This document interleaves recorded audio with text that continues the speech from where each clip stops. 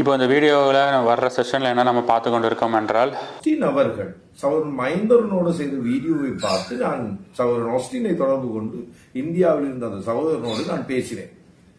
அப்ப அவர் தெளிவாக எனக்கு சொன்னது என்னவென்று சொன்னால், நீங்கள் உங்கள் கேள்விகளை கேளுங்கள், நாங்கள் பதிலளிக்கிறோம் என்று அவர் கூறினார். அதாவது கடவுள் ஒருவர் தான். அந்த ஒரே ஒரு கடவுள் நமக்காக பூமியில் இறங்கி ரத்தம் செஞ்சு நம்மளுடைய பாவங்களுக்காக அவர் மறிச்சிருக்கிறார். ஆனால் இல்லை இன்னொருத்தர் தான் வந்திருக்காரு, அந்த ஒரே ஒரு கடவுள் வரல அப்படின்னு நிறைய கள்ள போதகர்களும் நிறைய விக்கிரக ஆராதனைக்காரர்களும் பேசி கொண்டிருக்கிறார்கள். அப்படி ஒரு கடவுள் பெயர் தெரியாத அந்த போதகர் கேள்விகள் வைத்து கொண்டிருக்கிறார். அவர் கேட்ட ஒரே ஒரு கேள்விக்கு நான் இப்போ பதில் கொடுக்க போகிறேன்.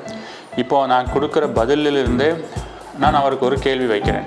ஒரு கேள்வியை நம்ம முடித்து அது விசுவாசிகளுக்கு உண்மை என்னன்னு தெரிஞ்சதுக்கப்புறம் நம்ம அடுத்த கேள்விகளாக போவோம்.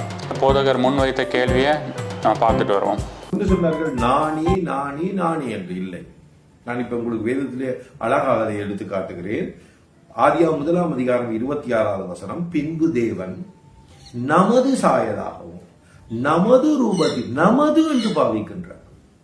அது தெளிவாக விளங்கி. இவர்கள் என்ன சொன்னார்கள்? ஆதியிலே இருந்து வெளிப்படுத்தல் வரைக்கும் நானே நான் இல்லை, நமது வேதம் தெளிவாக சொல்லுகின்றது.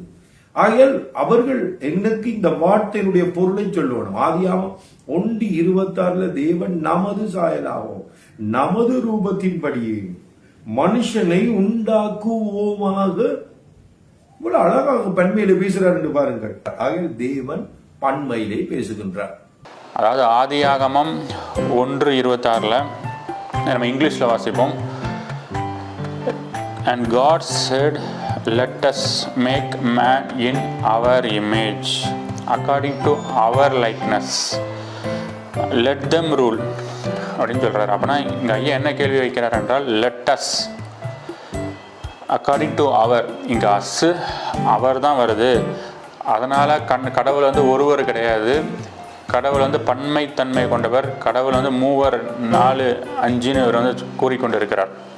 ஏனென்றால் இந்த வசனமும் அப்படி தானே ஐயா கூறுகிறது.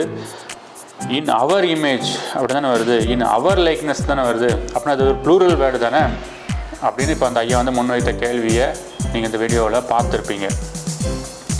சரி, இந்த வசனம் ஒரு ப்ளூரலாக தான் பேசுது. அது உங்களுக்கும் தெரிஞ்சிருக்கும், எனக்கும் தெரிஞ்சிருக்கும், எனக்கு 2 பேருக்குமே இங்கிலீஷ் தெரியும், அப்படி தானே. இப்போ நான் அந்த ஐயாவுக்கு வைக்கிற கேள்வி என்னவென்றால், ஐயா ஆதியாகமம் 1:26 வாசித்த ஏன் ஆதியாகமம் 1:27 வாசிக்கலை? அதுக்கு அடுத்து இருக்கிற வசனம் தான். அது எப்படி ஒரு கண்ணுக்கு